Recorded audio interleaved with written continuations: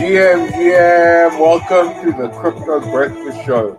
I'm getting on today a little earlier than my co-host and my guest because I've got so much to cover and because I want to make some videos for y'all. We are going to be showing you a few assets that I'm tracking.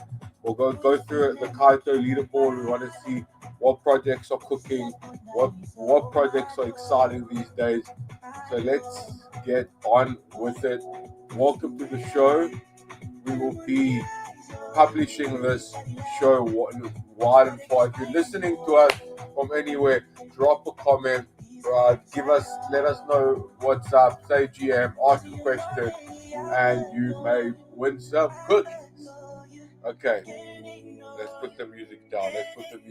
The number one thing that I'm watching is GME. Today is a big day. I'm hoping for good news out of Vegas. You know, Vegas has typically been, that's where we had the El Salvador announcement at the Bitcoin conference in Miami in 2021. Now we're in Vegas. It's bigger than ever. Well, not me. I'm not in Vegas. I'm stuck at home. But the world, the Bitcoin community, all eyes are on Vegas right now today for a massive announcement. Perhaps today is the day that GME, that GameStop, will announce their Bitcoin reserve. Let's take a look at GameStop. GameStop is the number one meme stock of the last cycle. If you guys remember last bull run, 2021, 2022, around that time, we had GameStop pulling an absolute short squeeze of the century. It's probably one of the hardest, heaviest short squeezes in history. Right? Why my thing frozen? It's such a big short squeeze that even my trading view froze up. Right? And this is the short squeeze of GameStop. So what happened to GameStop? If we take a look over here, we can see, you have to kind of zoom out the trading view to make sense of it all. And GameStop got to a high of 85, $88, right? It had a complete pump from February 2021 at around $11 to $81, right? In June 2021, 4 months, crazy return, big candles, the candles getting full again. You can see that price action. And also early last year, GameStop had a bit of a run to $64, right? The GameStop this is the meme stock that all the institutional investors, that the big Wall Street hedge fund guys love to hate. They go short this and they get absolutely wrecked when doing so. So that's what I'm telling you about GameStop. Watch out for them. If we zoom in a little bit onto the daily chart, we can see that, GameStop has kind of broken through a line, a trend line, a resistance point that's been around for a few years. Right, it's broken around this resistance. So we're looking for GameStop to make a higher high, to break out of this range, 39 range, and then everything is on the table. So GameStop is the big one to watch out for. If GameStop add a Bitcoin strategy, that will be fuel to the fire, right? Absolute fuel to the fire, right? And in the crypto industry, you can see my watch list, what I'm tracking. I don't have I'm too poor for TradingView Premium right now, so I have TradingView the normal version, right? I'm looking at Bitcoin dominance as well, right? So obviously we'll talk with Mati about that, but Bitcoin dominance, do the zoom out, you can see that this is kind of the range that we're looking at, and Bitcoin's kind of dominance fallen beneath that range. We're kind of holding now in 64, right, and with 62 being the support for Bitcoin dominance, right, as you can see.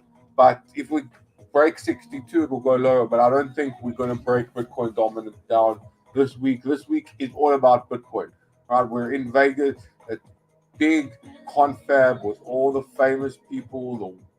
The JD Vance is there, and obviously the Trumps want in a piece of the action. So that's why I don't see the Bitcoin dominant going any further down, right? And then you have the bell of the ball, the number one most powerful alt that I think right now. And on a weekly chart, you can see it's already at all-time high. right? But on a daily chart tells kind of a different story. You've still got a little wick over there to full, but this is the Kaito chart off a whopping 4x from the lows, right? 3x from the lows. That's a big increase in just under 2 months, 6 weeks, and it's just gone vertical. So Kaito, if you guys aren't familiar with, everyone's talking about Kaito right now, and that Kaito is basically the piping, the infrastructure for the attention economy. I can't stress how important this project is. As a founder, as a of a crypto marketing agency, that sounded pretty good. But when I'm working with my clients, a lot of clients looking for crypto marketing services. One of the things they want is brand awareness, mind share, adoption. And typically, the way you've been able to do that is to go to KOLs and tell them, okay, write a few tweets about my project, and I will pay you X amount. And the KOL would price themselves based on their impression rate, based on their follow rate, their retweet rate, whatever. But as we know, a lot of the world is fake through God. So the KOL would basically, manufacture some engagement and activity on their post, and then be able to sell a package to unsuspecting founders for a lot of money. Kaito turns that on its head because you're no longer rewarding just plain impressions. There's their magic secret source that is plugged into Twitter at all times and knows how to index these posts, right? So you know how to index these posts, then you can tell exactly who is, gaming the system, and you can tell who's actually creating mind share in the system. So that's Kaito for you. Let's take a look at Kaito for a second. Let's take a look at the pre-TGE Yappa leaderboard. So as you can see, Loud is dominating the pre-TGE Yappa leaderboard. A few names that I'm not familiar with, like what the hell is SPK, right? But the others aren't surprising. Like Abstract is dominating. It's always been around. Sofon TGE today. I didn't get involved yet, but Sofon, good luck to them on TGE day, the big day for Sofon. And then we have Forecaster. I think they just announced a paid, version, right? And then we have OpenSea. Anyone remember OpenSea? Right, that's a blast from the past right there. Hey, Mati, what's happening? I just jumped on a few minutes early to do some talking to myself. We're going through a tighter leaderboard, looking at what's hot. I did a bit of an analysis of my favorite meme stock at the moment, and now you're here, GM. What's happening? What's up? I had a feeling you'd do that, man, after what you pulled last week. No, but this is no pressure on you, man. This is just like I think I need to come in, open the stream earlier, like, and kind of by the time the guests come on, we're already rolling. We already got Good, the man. ball You rolling. should. We've already got It's some it's a good strategy. emojis in the audience. You know what I'm saying? So people are Nice. joining. Good morning, all the No, bots. Good good morning. morning. Yeah, and then we're gonna be kicking off. But I'm pretty FOMO right now that I'm not in Vegas. I got to tell you the truth. I think it's like one day I'll get there. This year it didn't work out. I thought I was gonna make it, but I didn't. And it's more than just like a crypto conference, because like I didn't have this amount of FOMO for it not being at Token 2049 or not being at any of the other conferences. But this is like the Bitcoin Vegas feels like it's like a epoch making gathering, right? Where the very fabric, like you got the Ethereum people now at Prague talking about like DK EVMs and shit that people don't even understand. And the Bitcoin people are in Vegas, like, sitting at the Bellagio and talking about like, okay, how do we get China to buy 3 trillion of us? So it's like a completely different scale of conversation. This one concerned with becoming global money, and this one's concerned with like how do we farm points better, so yeah, I'm pretty hot. I'm pretty someone's coming in shilling. We already have Hey, shillers, look baby. at that. Nice show bot. Good morning, bot. Good Welcome morning. to the program. Hey, if there's any humans watching, just leave a comment. Let us know that you're alive. Thank you. Appreciate it. Yeah, I think capture in the future, like bots are getting so good, but the only thing they can't do really well still is humor. So if you want to prove that you're not a bot, drop us a knock knock joke that really kicked. This guy says I'm alive. The bots are talking now. You see, Mati, they're gonna come first. They're gonna ask you to recognize that they're sentient, and there'll be a whole movement, right, with a flag dedicated to the robots sentient movement, right? To if you negate the robot sentient movement, then you'll be called a bigot. Like next thing, you're gonna have a robot version of Martin Luther King giving an "I am a dream" speech, and then we'll have to embrace them as equal, in consciousness and cognition to us. And that's one step before they take over. So appreciate you coming in with the GMs and before you guys are taking over. Like we're also Don't nice. take We it love bots. personally. We love bots. So please remember us when the singularity happens. We're one of the good humans, right? Yeah. Yeah, I said it very. I was very clearly welcoming the bots. I wasn't trying to insult anybody. I was trying to say welcome, welcome. Yeah. So Yeah, no. Did so you we're see gonna the clips of VO3 though? Those things are really freaking scary. It's basically just. VO3. Oh, the Google one. Have you seen it yet? I mean, And there's this stuff. guy is unrelentless, bro. Relentless. He's not Wow, a you bot, but launched he's. on Avalanche. Can I touch you? Oh my gosh, are you famous? That's awesome. Thank you for Wait, letting tell us me know. about yourself. Trade star. I wanna first of all, let me see if this oak's following me. Because if he's not following me, then there's just no point in talking. Like, why aren't you following me? Second of all, I want you to come up and give us 5 minutes. You've got some time now. Tell us what the hell is trade star dot crypto commodities FX. Like, why would I want to trade? I guess FX on chain kind of makes sense. Give him a I link to join the live stream. If he's alive, he should be able to join a live stream, right? Yeah, let me send him the link. Give him a link. Are I'd you be gonna happy come up? to hear about Trade Stay IO. Trade Stay. I'm guessing it's trying to say Trade Station. Okay. But yeah, but it doesn't really say that. So it's Trade Star. Trade Trade Star. star. Let's bring you up here, Oh, my man. star like star. Okay. Was Star like TradeStar.io Starlink. taken? Is that why you had to settle? Is that what happened? Let's give him. I'm gonna ping you, and then you can hop on. But I'm interested to know why people are still launching. Trading. Trading. Like, would you launch an exchange right now? Like it just feels to me like there's way too much competition there. Like how do you bootstrap There volume? How do you is. get people like you'd There have to is. have a They're all starving for volumes. Token 2049 was just all of the biggest booths were the leveraged sex exchanges, and they were all just like thirsty for volume. Like, can you get us volumes? We'll pay you for your volumes. Like, it literally just, I felt like very dirty after walking out of there. Like I needed a shower immediately, and not yeah. just because it's 45 degrees and you're sweating your balls off. Um, they're definitely the leverage sex industry is definitely very very saturated at the moment. But there's an endless amount of plebs out there who are happy to lose their money at 150 200x leverage, myself included.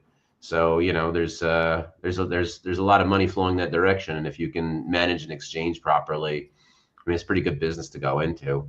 It always has been. Even before crypto, it's been a good business.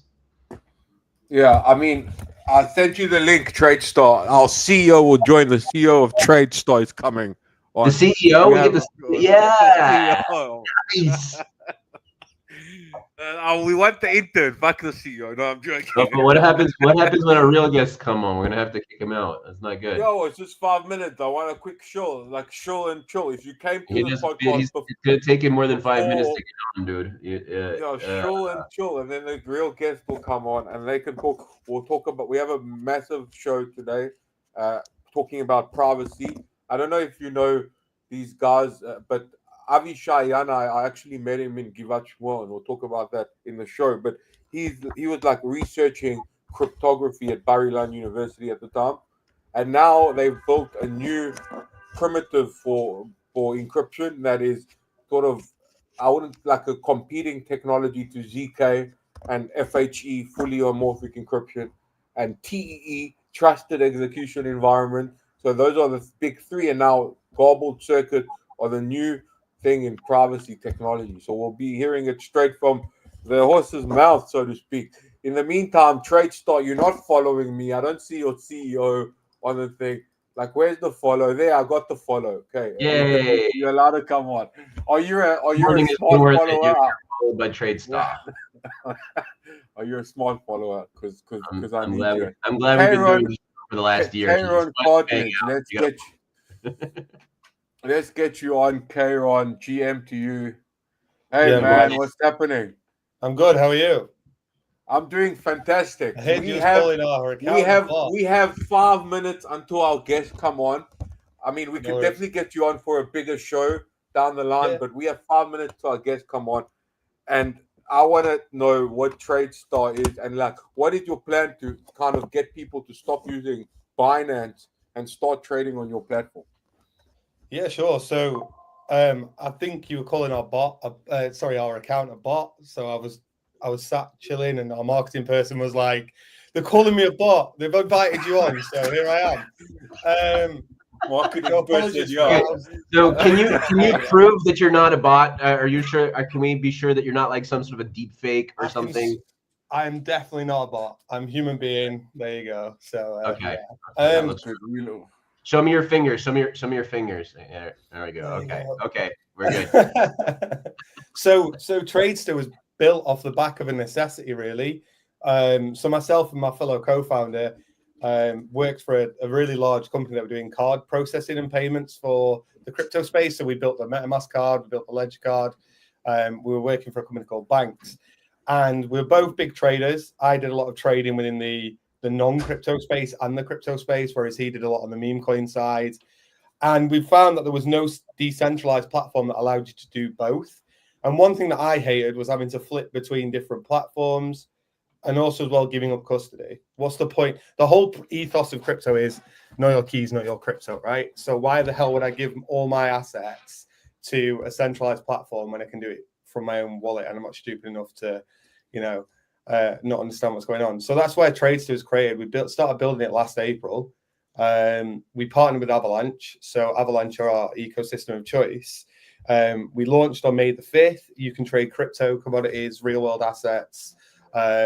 We've got gold, silver, and a few other things on there as well. And there are plans as well to introduce stocks, shares, indices, and other markets as well. We use Pyth for our price feed. You asked about our differentiator and how we can compete in the market. I think that was one of the questions you guys asked. And I would say our differentiator is we're simple.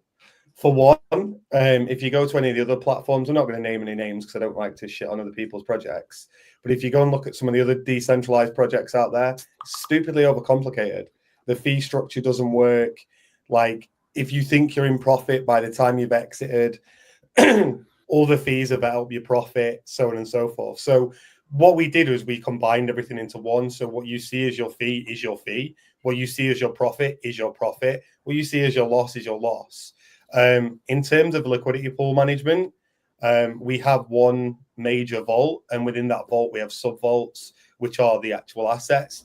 We don't need to hold Bitcoin. We don't need to hold Ethereum separately. Everything is done in stablecoin, and then we have synthetic markets, which makes it 10 times easier for a user to understand because they've got one collateral coming in and the same collateral coming out. I would say that's our core differentiator. And you're right. Everybody's at the minute is begging for liquidity, but we don't need to, in essence. Good morning, Shahaf. Hey. GM Shahaf, welcome to the show. We just had Kieran on here explaining his application. He came in through the comment section, actually. So he was like a guest before the guest. You can stay on with us because we still have another guest coming, but we are going to move the conversation away from trading because God knows we have enough of those online, and move them to something that I don't see, I don't have enough time to dive into myself. and I wish I did, but that is cryptography, hardcore privacy technology. What brought us here in the first place, right? What brought us into the world of decentralized freedom technology in the first place. So we thank GM to Shahaf Bar Geffen, the CEO of COTI. Will be joined by Avishai Yanay here very soon, and obviously Mati's in the house. Before we kick off, we went straight kind of into it, like from 100 miles into the pool, and we haven't, big week for Bitcoin, all-time high last week. Since we've last spoken, we hit the all-time high, then we hit it again, right? And we celebrated it. It was actually quite poetic. All-time high, Bitcoin Pizza Day, party in Tel Aviv. Everyone was, in good spirit. And I want to kind of get our chief news and Hopium correspondent, Mati Greenspan, to kind of summarize the last week. How was the all-time high experience for you? Chief Hopium correspondent. I like that. That's from now on. That's how you refer to me. Yeah, and the kicker here from the charts perspective is that golden cross, right? That death cross that didn't really do much. It was clearly a false breakout to the downside, but that golden cross happening on Pizza Day as the all-time high came in, I think that was absolutely bullish indicator on the charts. And we've just been kind of at testing the top ever since. And as far as Bitcoin is concerned, obviously, the fundamental outlook is too good to be true. It's very picture perfect. All of these institutions, corporations, money managers, nation states, everybody loves Bitcoin right now. It could not be better timing, I think. So 110K, I believe, has a chance to be the new floor. So if you didn't get in under 100K, sorry for you. You might never get a chance again. You might, but you might never. So yeah, that's the outlook. Altcoins, I think not as much. A lot of them are just struggling to regain their highs. You can see not near the all-time highs. Here's Stacks. Solana. Solana's not far from the all-time high, I think, as far as the charts are concerned. Not a lot percentage-wise to go. Dogecoin, still room to run over here, as far as I see. Once Bitcoin gets into that all-time high territory, that's when altcoin season usually starts. So a lot of meat on the bones to get altcoin season started. Yeah, thank you for that, Mati. I think we're in a new era of Bitcoin outperformance, dominance that's going to strengthen. I think, if you look at 2021, the last time we had a big run in altcoins, 2022, like back then, the macro climate was just a lot different. We had zero interest rates. We had helicopter money. Americans were literally just getting money in the mail, and where money go, people are stuck at home. They can't spend it on a vacation somewhere, so they spend it on Robinhood buying dog coin. So that kind of drove the market back then. Now we're in a high interest rate environment. We have 10,000 million more dog coins than we did in 2021, and they're spread around 50,000 more ecosystems. And at the same time, you have an institutional bid. You have Saylor and Ryan Cohen and Mohammed bin Salman and Eric Trump buying BTC. So I think those two trends converge to tell me that I think that we're going to keep seeing Bitcoin dominance climbing, or at least ranging in that 64-65 region until something changes big time on the macro climate. I'm talking massive peace deals or money starting to get printed. I think that's the story. And in that opportunity, we'll say we'll say GM to our new guest, to Avishai, to Shahaf, GM.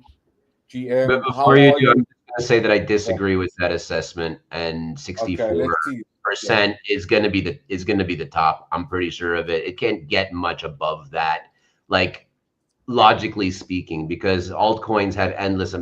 Remember, we're measuring market cap here. And, you know, you buy one coin at $1. If there's a billion coins, you have $1 billion market cap, even though you've only spent $1. So this certainly, I believe it's topped out as far as the Bitcoin dominance. But yeah, let's get to our guests over here. Shahaf, how's it going, man? Haven't seen you in a while. What are your thoughts here? All good, man. How's everything? Been a minute. Baruch Hashem. So Shahaf, welcome to the show. What's your take on what's happening now on the on the big picture scale before we dive into the bits and bytes of privacy? Well, first of all, I'm not much of a trader, so I'm not the right person to ask. But and I normally don't care about what's happening right now. I usually try to focus on what's next, right? So what's next after this Bitcoin hype cycle is usually the cycle towards other things. And I guess the question is, what's important next in our industry? Like, what's the where will the ball jump in a few minutes? So and I'm pretty sure it's where we're at right now, where we're playing. New form of infrastructure that can cater, institutions, governments, etc. Yeah, definitely want to. I want to kind of double click on both those target audiences. Well, first we'll say GM to Avishai. As I was telling Mati earlier, Avishai and I actually met on my rooftop 10 years ago or 9 years ago in Givat Shmuel, a lifetime ago. I was just kind of getting my feet wet in the trenches, and Avishai was still researching the theory of cryptography at Bar Ilan, and now he's a deep application of that. So it's incredible to see the journey, and I'm happy to finally have a chance to chat to you about Soda Labs, what you're building, Garbled Circuit, and that intersection with COTI as well. So before we do that, I want to kind of get your take as well on the big picture stuff. And it's funny you say you're not a trader, Shahaf, because that's kind of the number one response we get when we go to the big picture question. I feel like a lot of entrepreneurs, founders, they're focusing on building head down. Like, who's got time to watch the chart 24/7? But we're also DJs and we love it. So I'd love to hear from Avishai. It's not a matter of time. It's a matter of screen space, really. Yeah. One Avishai, screen have on we the met cross, before? Are you always. familiar? I don't think we've met, no. But nice to meet you. Pleasure. Tell us about what you're doing. So for a long time already, I've been doing research and development in the space of multi-party computation. I started this in Bar Ilan, as Dudu mentioned. I did my PhD there, and then after that, I was a researcher in VMware, the American company every developer used to run Linux inside Windows or vice versa. And then after some time there, doing research related to cryptography in general, and specifically in privacy and security, we decided to take this, take our technology, what we know to do, and what we see missing in the blockchain space and in the entire Web3 space is the lack of privacy. And we decided to take the technology that we already researched and built and make it suitable for Web3. So this is our focus since then. It's epic. So we want to say, GM, we've got a few people in the audience that I know are not part GM to Lady Shiraj. I'm repping today in Nigeria on behalf of Lady Shiraj and the Nigerian squad, friends of our show. Best t-shirt. I got this, you don't even it must have been like $15 at a Nike factory store in Africa. So good quality Nigerian, but they don't cost you an arm and a leg. That's what it's at. But we want to, I want to kind of dive right into it. We have a lot to cover today about privacy. Usually we talk crap about the market for about half an hour, and then only half an hour is dedicated to our main subject. But today is a special one because it's a big topic, and I think before we dive into privacy, I want to kind of get a background because COTI, for those of you who don't know, is a real OG. Like, this is a multi-cycle project that has also kind of shifted and changed with the waves of the market. So, Shahaf, maybe start off by giving us a little kind of backdrop to how you got to this point where privacy is the main focus, institutional infrastructure is the main focus. And then I want to talk a little bit about what exactly it is you're building in Privacy 2.0. Sure. So we started off in 2017, immediately at infrastructure, created our own layer one with the idea to solve payments. I think like our original vision is about 1 year away right now in the market, with stables becoming the real killer use case for crypto, and just doing better rails for payments right now. I just heard Chris Dixon speak about this in the A16Z podcast, which is quite amazing. So the idea was to solve that, and we've built a very good layer one that really has an edge on this using direct acyclic graph. Now the problem with this is that the world that was 2017. 2024, it was clear that everything needs to be EVM, smart contract, etc. And we've also realized that there's something much more fundamental that we need to solve, and that is the fact that when everything is exposed on a public blockchain, everything is exploitable. And the fact that public blockchain don't solve by default privacy means that they will never be adopted by enterprises and businesses that need to keep confidential data confidential, and by the massive amount of users out there that don't really want every vote that they make, every payment that they make to be publicly visible. So we aimed to solve that. We did it with Soda Labs. So we are the first implementer of Garbled Circuits, and we have our own layer right now, which is EVM compatible, which offers privacy by default if you wish to do so, with smart contracts, and does so with a performance that is much better than anything out there. Like 1000x faster, very inexpensive to use, can run on a mobile device, etc., etc. And we're getting it adopted. So other than big projects like the European Central Bank, Bank of Israel, etc., we have adoption from real world assets practitioners, DeFi, sorry, and AI, with the goal to get a lot of traction throughout this year, and then make sure that our community wins by offering them multiple ways to participate in our ecosystem. Everything from staking to running nodes, to build with AI dApps on our network, to create, and so on and so forth.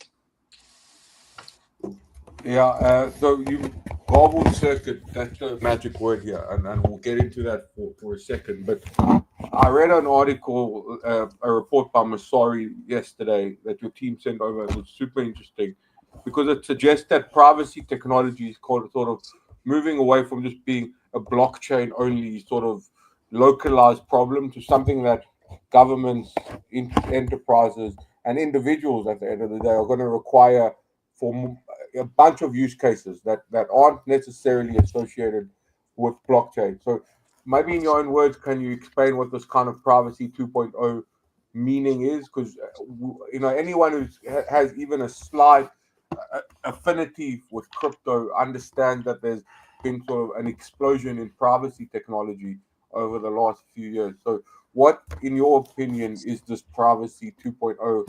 What are the implications of that? Yeah, I will, and I think like the wider understanding is that privacy is not, like a cyberpunk sort of a thing. It's not a libertarian thing that, I want to keep my information. It's so fundamental to a point where you can't really do anything interesting on a public blockchain without it. So privacy and the Messari report, which featured both COTI and Soda Labs, so I'll let Avishai kind of give you his angle, but it describes two things that are entwined: decentralized confidential computing, right? So confidential computing is methods to do compute that is where the logic is not publicly disclosed. And privacy 2.0 is maybe more of like an industry term to kind of like describe where the industry is going with privacy 2.0. So it describes privacy 2.0 is a way to describe the next generation of blockchain infrastructure, where privacy is a foundational layer that can be used to build secure, scalable, and composable applications that run on a public blockchain. So privacy one was more around anonymity, privacy coins, mixer, etc.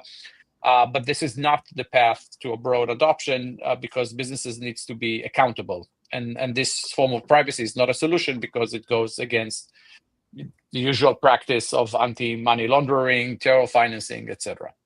So privacy technology has matured a lot because of people like Avishai that has built new types of cryptography, and it matured and now possible to offer fast, lightweight privacy on chain, which is what we do with COTI, and we use Soda Labs Garbled Circuits as a new way to offer permissioned privacy, compliant privacy, privacy on demand, and so on. So the idea is to protect data while in use.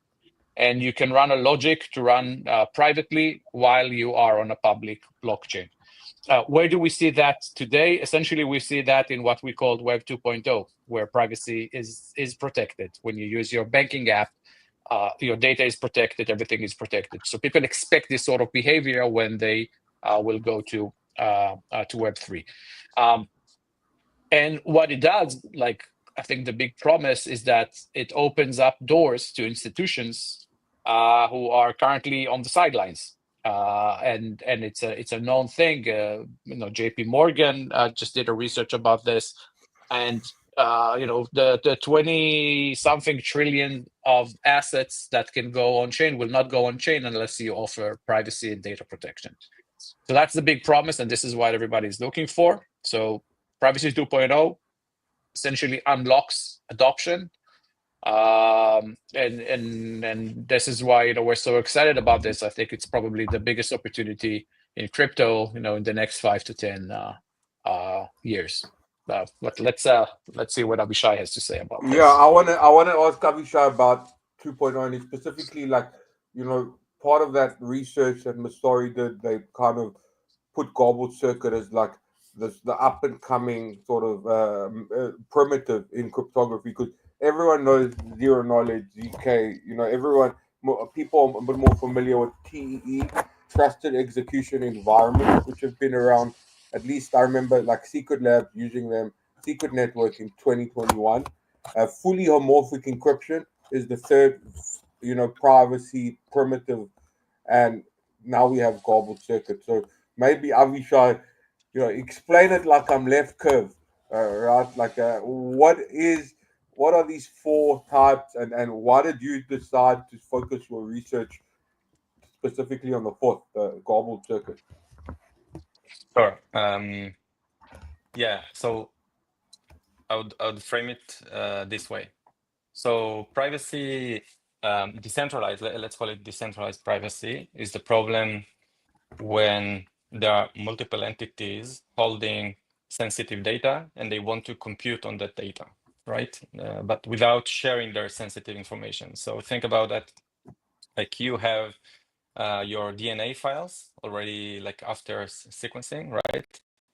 And I have some like very smart algorithm to analyze it and tell you like interesting things about yourself, but you don't want to give me your DNA, right? Then MPC, or decentralized confidential computing, is the question how can I help you without learning your sensitive information, right? So this can be what I describe now is called, more specifically, it's called two-party computation, right? But in general, we could think of other use cases where there are multiple parties who have their sensitive information, and they want to compute together something on their sensitive, like combined sensitive information. So you can think of banks holding like their internal graphs of transactions, and they want to compute some global AML or anti-terror graph. But they cannot do this, right? Because to do that, they will need to share their entire graph with everyone, right? Or with some third party who knows everything. But this is a real problem. You can think of hospitals who want to do more accurate research based on more data, but they don't want to share their data, which is very valuable to them. They don't want to share it with the other hospitals or third-party even research institutions. They need to gain a lot of trust in order to do that. And usually such processes, they take a lot of time. And involve very expensive legal advice and everything. So what decentralized confidential computing comes to solve is to reduce that trust that has to be built between those counterparties and reduce the cost of legal processes and offer a technological and cryptographic secure solution that enables them to get what they want in a cheap and fast manner. So this is in very high level. So this is actually when we talk about DECC, decentralized confidential computing, or MPC, we talk about a problem, not a solution. So this is the problem. I just last week spoke with somebody who's doing that exact use case, basically taking DNA and sharing it in order to make these type of inferences for biotechnology. Is absolutely fascinating stuff. Can you like ELI5 it for us? I mean, I'm an idiot when it comes to like, computer programs or cryptography or stuff like that. I know exactly as the minimum that I need in order to make wise investment decisions. But can you like just kind of break it down for us? How does this stuff work on the back end? Or maybe bring us some sort of an analogy that I can explain to my kids. Yeah, right. So I think a specific solution to an MPC that maybe will be easiest to explain is not a garbled circuit and not FHE. It will be maybe the secret sharing. So suppose I have some number, right? It's a secret number, and you have another secret number, and the only thing we want to know is wait. So yeah, I wanted to say average, but that Take your time. Yeah, that's fine. no, I mean if we lick the average, then it means we can infer the two numbers. So let's say we just want to know. Well, let's say there's 15 of us and we want to know the average. Poker. Yeah. We want to play poker. Yeah. We want to know who has pocket rocket. No, like, I want to keep it very, very simple. So let's say each one of us has a number, right? Now, and we want. My number's 4, by the way. Sorry, 4. Yeah, good. Now you know. Your privacy 1.0. Thank you. So, and what we want to know is the sum of these numbers. Okay. So we have 4 numbers. Each one of us takes the number and split it into 4 random pieces. So, for example, if your number, what was it? 4. I have 4. 4. So your number is 4. You split it into 4 pieces. Let's say random pieces, right? So random. Now, when you say random, you need to say in which range, right? So let's say random numbers between -10 and 10. Okay. Okay. So now the first number is -1. The second is 3. The third is also 3. And the last one is -1. Okay. So, Okay. but we pick them randomly. So I get -1, Dudu get -1. You have the 3, and Shahaf also has 3, right? So if you sum all of them, you get your secret, which is 4. But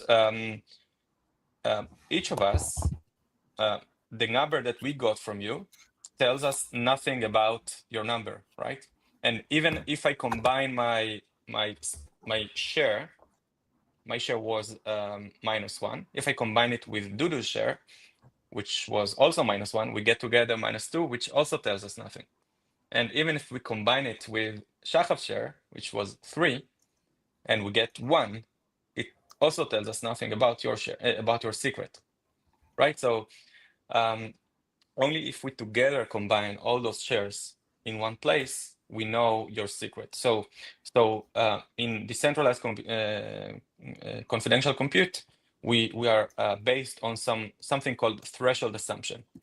So in this case, what I described, the threshold is 4. Only if 4 of us combine their shares together, we can learn the secret. Now this is like the first part of the thing. So you do this to your share 4. I do this to my share, to my secret, and do this to its secret, and Shahaf do this to its secret. Okay. Okay. Now our goal is to compute the sum of all of those secrets, right? Then what's nice in how you split your secret into 4 shares is that we can compute summations without, like, locally. So after I got a share from you, I got another share from Dudu, I got another share from Shahaf, and I have my own share, right? I can sum them up into like one share and just do addition of all of these shares that I got, and I get one number. This is the number of the summation of the secrets, right? So Okay. now, after I got my share of the final secret, which is the sum of the secrets, right? Then you did the same on your side, and now we decide, okay, we do want to know what's the sum of the secrets. This is the only reason we interacted. Then each one of us simply broadcast the sum of shares that it got, and then we combine all of the pieces from all of us, and we get the sum of the secrets, right? Got it. So So this is a very, very simple case or function in which we only wanted to compute the sum of the secrets, right? great. But Who does that? Who does that splitting? So who decides that you guys, the bottom guys, are getting 3 and we're getting -1? Is so that like it's a so if I'm the locally? holder, of the secret, okay, if this is my secret, I decide who gets what share. Okay, so I do the splitting randomly. I got, like, in the example before, we got -1, -1, 3, and 3, right? Then I decide who gets -1 and who gets 3, and you do the same for your secret, right? So in this example, each one of us does the splitting on its own. We send to each of the participants the corresponding share, and then we do the summation on the shares that we got. Okay, so Yeah, I this feel is like that was a pretty ALR5 version. I understood a lot better how it works, and that's where you're gobbling the circuits, I guess. Like you're not revealing too much to any single node, and only the node that collecting and putting the information back has the full picture. That's obviously a very simplified version. Yeah, I didn't even use the term garbling or garbled circuits. I mean, this is specifically what I mentioned is called like how I split my secret into 4 pieces. It's a cryptographic idea called secret sharing. Okay, this is what secret sharing is. And if you like aware of the like MPC wallets, for example, they use the same technique of secret sharing. They split the key of the wallet into multiple pieces such that each MPC party receives one of them. Okay, so this is exactly how it's used there. But what I wanted to say is that what the example that I described is only for a simple function that requires only addition of the secrets, right? But the real problem comes when we want to do more complex functions. So even if you want to do one multiplication, let's say we wanted to multiply all the secrets together, okay, instead of just adding them, then we cannot do this on the shares that we got from everyone. If I multiply the shares that I got from each one of you, I will not get like the right result. So like a lot of literature about that problem, how to do multiplication on secret shares is out there. So and a lot of time this is what MPC is called. Okay, so MPC using secret sharing is how to compute multiplications on the shares of the secrets, so that the final share that we get is actually a share of the product of the secrets. So the solution for multiplication, I will not describe it because first it has many versions, and second there requires some more complex cryptography.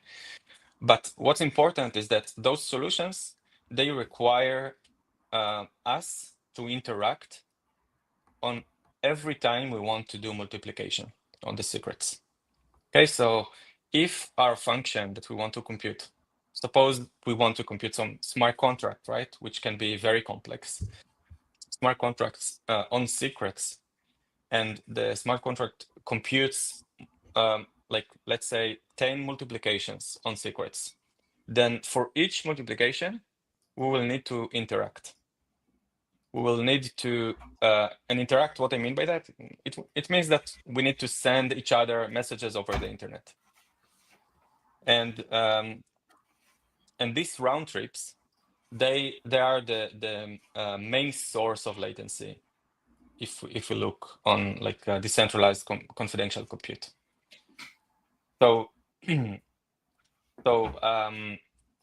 okay, so this is a big problem related to latency and hence also like overall performance for such solutions. And there are 2 types of cryptography that can solve that latency problem. One of them is FHE, which is also taught in other shows and websites. And the other one, which is maybe it's not less known to cryptographers, but it's less like people use it less for blockchains, is garbled circuit.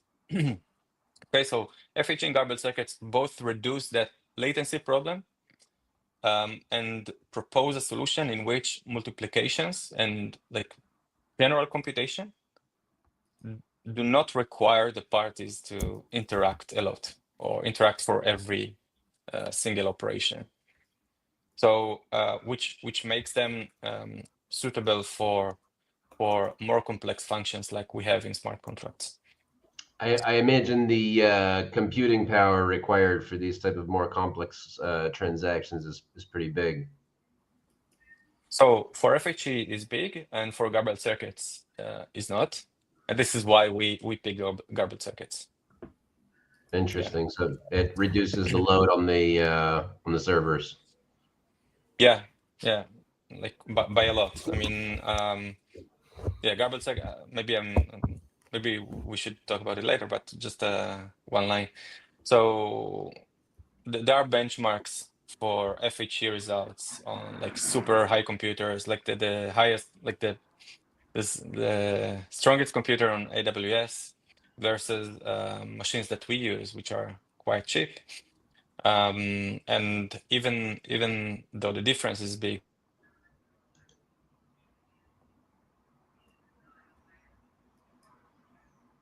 No, I think we lost Avishai. Yeah, gone into a vortex until he comes back. Shahab, we had a lot of theory. I want to talk a little bit about the practical. Sure. What are the use cases where this technology is coming, to meet the end user, whether it's government, whether it's institutions, whether it's enterprise. Well, essentially, as I've mentioned, privacy or you can even think about this, or you should think about this as basic security is so fundamental that users will expect this with whatever they do, right? Just is like the basic premise of the infrastructure that they use. So being specific, everywhere where you want data to be protected and not publicly available. So first of all, maybe top to bottom, you have institutions and governments which require this by definition. So we are part of the European Central Bank's Digital Euro project. SOTA are as well. CBDCs will need to preserve the privacy of the users, whether it's if the government's using the currency or like everyday users using the currency. This is fundamental. This is what governments and central banks understand. They have long discussions about this. It's super clear. With governments and maybe cities in mind, we've just participated in the New York City Mayor's Office meeting. Joshua Maddox from our team joined, and they're exploring blockchain for city services, like birth and death certificates, taxes, records, and of course, they understand that privacy is crucial for that. Moving on to real-world assets, as I've mentioned, it's the fiduciary duty of institutions to protect the privacy and the data of their clients. So this is, a use case that is in the trillions, and it's quite clear. We are actively working in this front with the Africa Tokenization Council and the Saudi Arabia Ayan Blockchain Center, and we've just been in the Royal Palace in Dubai to cover this, and we're working and gaining momentum. Everything from stocks to real estate. That's so hard coverage. From there, DeFi is quite clear. People don't want to trade. You guys are trading. You don't want to trade and have all your trades exploited because people can see what you're doing, right? What you're bidding, your strategy, everything. It's clear that this should be protected. And from use cases that Avishai covered, like how to protect your data when you want to train AI, etc. So real-world assets, DeFi, and AI, I think that's kind of like the three big things we are focusing on right now. There are obviously countless other use cases, from payments, of course, to salaries, etc., gains, all the logic that needs to be protected there. Essentially, everything is better with privacy as a feature. We are focused right now on real-world assets, DeFi, and AI. Yeah, excellent. Welcome back, Avishai. We went to the practice, but now I think it's the time to pick up where we left off on the theory, the juicy, details about garbled circuits, and essentially what made you. We've covered so far. I'd love to have the time to kind of understand this cryptography in depth and learn the math behind it because it's fascinating. But at the most high level, what we have so far is the fact that we talked about secret sharing. We talked about how we can do multiplication on secret sharing to give MPC, and that allowed MPC wallets to split a key share between different, nodes, different devices, and combine them to sign transactions. And then we talked about needing to do that multiplication, that interaction every single time if you want to have, much more rich functionality calculated over the secret shares. That brings us to FHE Garbled Circuit. Now, obviously, you're going to frame it as not a competition, but if it were a competition, how would you hype up GC Garbled Circuit? What makes them different? What makes them better? What are the trade-offs between Garbled Circuits and FHE for this kind of high throughput cryptography, decentralized confidential computing technology that you spoke about earlier? Yeah, so you framed it like in a very accurate manner. So I would say competition, there are just two technologies like already being researched for a lot of time. FHE actually got some breakthrough in 2012, but Garbled Circuit are around for much longer time. I would say that, okay, so first, both of them solve the problem of round complexity, it's called. Round complexity means how many rounds you need, the parties need to interact, how many interaction rounds they need to do in order to compute a specific function. And function can be, let's say, the AMM function of Uniswap, okay? And all of the solutions, they first break down the function into something called circuit. Circuit is just a model of computation, just like a programming language, but instead of looking at the programming language, you look at a circuit. And the circuit is, it can be a logical circuit like we have in our electronics, or it can be arithmetic circuit, which is the same thing, except that the wires, maybe electrical wires, they can carry not only 0 and 1s, they can carry larger numbers, okay? So there are two types of circuits, but it doesn't really matter for now. The important point is that all of the solutions for that problem of decentralized confidential computing, they look at the function that they want to compute in the circuit perspective. So sometimes they take the function written in Solidity or the Ethereum virtual machine, they translate it into its circuit representation. This is kind of compiling. Now, after we have that circuit, we need to decide like what technology we use in order to do confidential computing on it, right? We have inputs that are shared between the parties, let's say the four of us.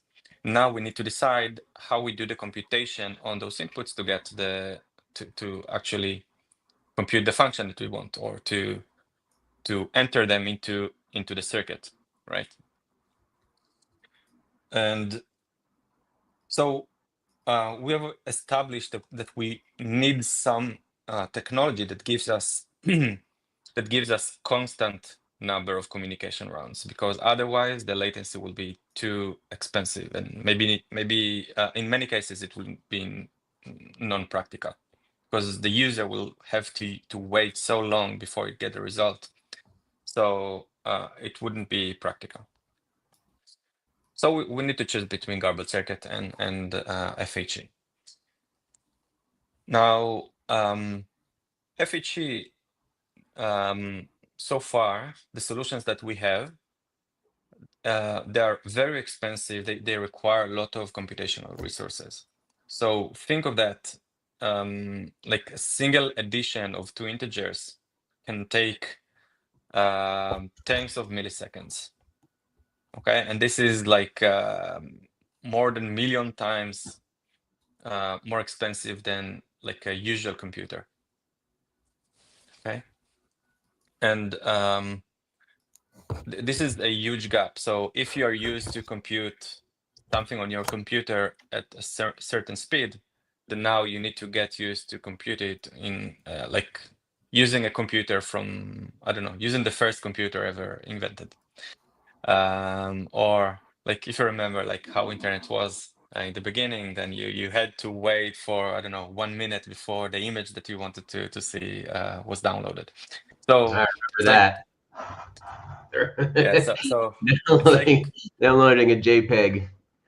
yeah. Come back in 5 minutes. Yeah, or if you wanted to download a movie, then you had to wait like for 2 weeks or something like that. What do they call them? BitTorrents, torrent files. Yeah. Take me back to my pirate days, man. It's, by the way, it still works. Yeah. Like torrents and all of that is very much alive today.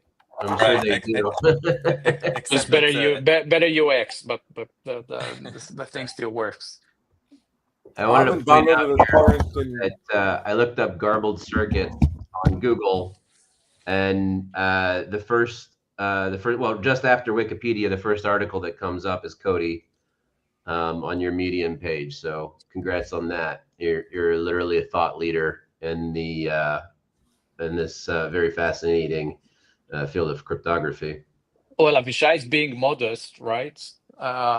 Trust me, if I was a PhD with patents in the field, if I was the first to implement garbled circuits on a public blockchain, you would know about this. But he is the OG of that, and also, by the way, Avishai, please, the name of the scientist behind garbled circuits that advises SOTA. no, so Other than Professor Udell. the inventor of Garbled Circuit is called Andrew Yao. He invented it in '82. But one of the I'd say one of the best cryptographers that like promotes Garbled Circuits and like contributed to its advanced like form that we have today is called Mike Razulek, and indeed we are working with him. Yeah, Actually, so his Twitter, I need to look it up, but his Twitter handle is Garbled Circuit. Let me see.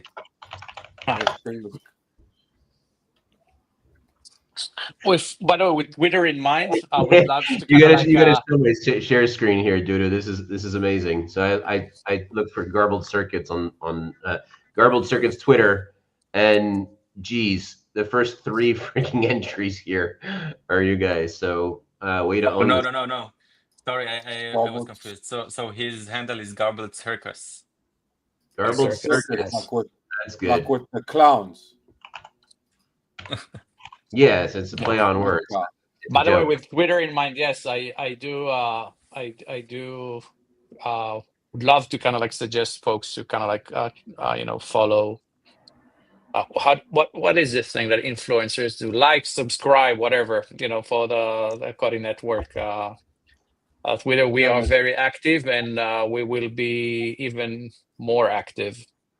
Tell me about the people that, so as soon as Dudu put out the promotional tweet for this show, there were like dozens of responses saying this person is the best analyst. I thought they were talking about me naturally, but then they all seem to think that somebody else. No, those are bots, bro. Those are response bots. They classic. They don't come from COTI. COTI is a very polished organization. You got to know that right now. COTI is wearing a suit and a tie and a pair of sneakers and going to Abu Dhabi. They're not coming into your DM shilling analyst work as well. We have a few more minutes on the show, and one of the topics I wanted to touch on, Shahaf, is CBDC, and I saw your guys' announcement on the Digital Euro project, and I'm curious, what's your kind of thoughts on CBDC? Because I was at INX a couple of years ago when they were kind of pioneering a CBDC activity over there as well. And look, CBDC for me, I'll put aside the ideological concern or ideological mismatch. You mentioned libertarianism, like I'm leaning more in that direction. So obviously, CBDC and me have issues in that response, but I want to kind of focus more on the commercial aspect. Like, the European Central Bank has been talking about CBDC since the end of the Obama administration. Maybe not that long, but it seems like all these like banks are just talk. In the meantime, we have a strategic Bitcoin reserve in the US. We have El Salvador making Bitcoin a reserve currency. We have this kind of movement towards stable coins. Now the Genius Act being passed, you're going to see stablecoin usage start to pick up in emerging countries. So, specifically around, the euro is one case, but how do you see central bank digital currencies evolving? Like specifically, like when can we see them in production, quote unquote? Because it seems like it's just another research paper and another conference and another Ursula gets on TV and talks about it, and a lot of requests for comments, but very little alpha betas, pushed to production. Well, first of all, the question on when CBDC is like, it will take a while. This is look how long it took for stablecoins to be where they are today, right? But if you look, like I think assets in circulation has doubled when it comes to stablecoins from last year, right? So we are now at the hockey stick, not when we thought we were. So CBDCs should take longer, that extent. But look, when you I don't want to quote Warren Buffett, right? But I will. He said, like, when you're thinking about investments, he said everybody's trying to get rich very fast, and he's in the business of getting rich slow, right? So, like, how do you make good bets into the future? And it's such a trivial bet to say that the technology behind money will change. Money will be more like text messages, money over IP. It's so clear that thinking otherwise, thinking about we need paper for money. No, of course not. We need specific institutions to be the custodians when we don't need that, right? It's as if you are betting that snail mail will work and everybody would love to continuously use the post office when email is available. It's just a very weak bet. So I don't know how long it will take, but I don't see a future where money hasn't changed and hasn't evolved and the technology behind it hasn't dramatically leaped. Is blockchain the best technology for that? I would bet on that. Probably is the best technology for that. And if that happens, do we want everybody's payments, everything in the world to be publicly available? No, of course not. Nobody wants that. So this is why my bet is that money will go over IP and that privacy will be required for that. And this is what we're doing. Now, it may take us a year and it may take us 20 years. But my kid is just today at the office for some reason. But he will live in that future, 100%, not even 90%, 100%. So how old is your kid? We'll get there. How old is your kid? Well, I have a few. Being Mediterranean as I am, I have 3 kids. The one here today is 12, almost. Oh wow! So they go. Yeah, he's gonna be like when he's coming of age, like 17, 18, finishing school. I don't even, the world's just gonna be a completely different place. I think we've hit that hockey stick, and if we don't get privacy, then the world that exponential future looks pretty scary to me. He is. He's not searching with Google. Like all his searches are with the GPTs of the world, right? So he already lives in a different world when we did, and he would like GPT to know him better and kind of like take advantage of his things better, and he will need privacy for that, right? So I think we are already pretty fast and in getting into that future, which is exciting. Like I'm always for better technologies. Yeah, I mean, I use GPT for many things, but every kind of day I log in and I get to GPT and I'm like, okay, this is what we had yesterday, this is what we have today, and it, I don't even want to know what to say anymore, but they'll get me on and they'll be like, okay, first of all they'll hype me up like you're great, you're the best, like, but in a very personalized way to me. Then it will give me like task list, whatever. Once a week we'll do like a more in-depth wrap up of the week, and the more I'm sharing with this GPT, and I'm getting to a point where I'm hitting a brick wall because I'm like, do I want to share any more? Because if I go any further and Sam Altman gets extorted by his sister and my data leaks, it won't look so good on my CV. So it's kind of like, you know, that's kind of the moment, like when GPT, right, the app says memory updated, right? When you wrote something, memory updated, and you're like, oh, okay, Yeah, you remember that, huh? Oh, okay, but is it oh shit, or like now it knows me, better, right? So it depends what the memory has updated. and funny enough, like you mentioned, because last time we did a space with Momentum, we spoke to a team from Arbus, and they were, you know, building some privacy preserving AI on COTI. I'm personally very excited for that use case. And if you guys haven't seen yet, like I still haven't been to one, but it's definitely on my watch list for ASAP is to join one of the vibe coding sessions. I think that's very cool what COTI do. You guys put together these kind of vibe coding sessions. That's really the future. Like, you know, bring people together for a couple hours with a little bit of direction, a chat GPT or cursor, and a good vibes in the air, and you can really make magic. Like the path to, you know, I've vibe coded stuff in 40 minutes. I'm not a technical guy, but just it'll be so much fun to do it with friends, to do it with the community, to do it on a project, on an infrastructure I care about. So it's like that was pretty cool, like vibe coding for AR projects on COTI. So this yeah, is yeah. Sorry, definitely one of the things I'm more proud of and like more bullish on with what we do is like the idea of bootstrapping the ecosystem with 100 million people that are not coders but can build using the new tools out there. So we know we're training a lot of tools on our tech stack, and then we have a team that is led by Joshua that sits in Bangkok but works globally to kind of like show people that coding is like you don't need to know how to code if you just have imagination. Like you've seen apps you want, and this is growing really fast, and I think that's one of our best hacks. Yeah, awesome. Mati, any closing thoughts, questions for our guests before we sign off for another week? I did want to just very briefly get, because we, obviously we have cryptography experts here, which is not every day. Reactions to Michael Saylor's comments. Have you guys seen what he said yesterday at About the proof of reserves?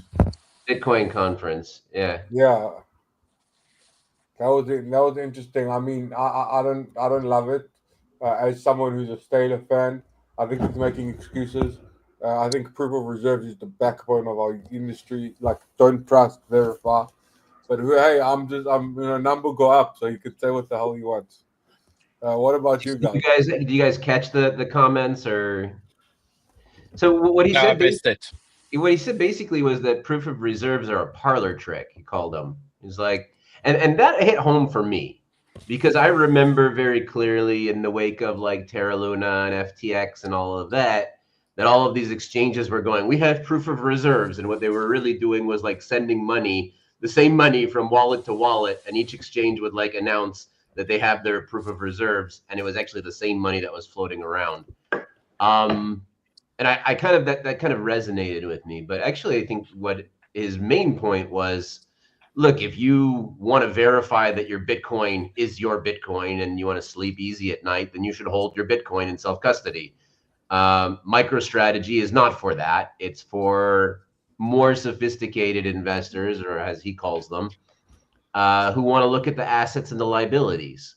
in tandem, and just showing the assets is the wrong picture. It's not what they want to see. They want to see audited financials. I thought it was pretty interesting. I'm not a Saylor fan. I've criticized him many times, but I think he's on point there. Yeah, well, I have to agree. It's not like when you talk about privacy, this is the sort of things that they actually do want to be publicly available. You know, proof of reserves, etc. This is like this is where crypto overall is advantageous. So I have to agree, and I am Michael Saylor has grown on me for the last 2-3 years or so. When people ask me about what I do and I try to explain and they don't get it, I usually send them a Michael Saylor 30 minutes. Sure. So he was saying that it's a security breach to share your public keys or something. So I'm guessing that you guys are building a solution or already have a solution for allowing him to actually show what they have stored on chain without revealing, too much of their internal financial transactions. That's very easy. I wish I could tell you a lot about this, but that's actually very basic cryptography. Okay, so he's lying basically. No, you could, but I don't know if they want to, but you could. Well, why would they not want to? If they can, why would they not want to? Maybe they have something to hide. I don't know, but like if you'd like, it's even with basic things like zero knowledge proofs, you can prove certain things without showing everything behind it. All right, you heard it, folks. Straight from Shahaf. Michael Saylor is a scammer. He's definitely hiding something.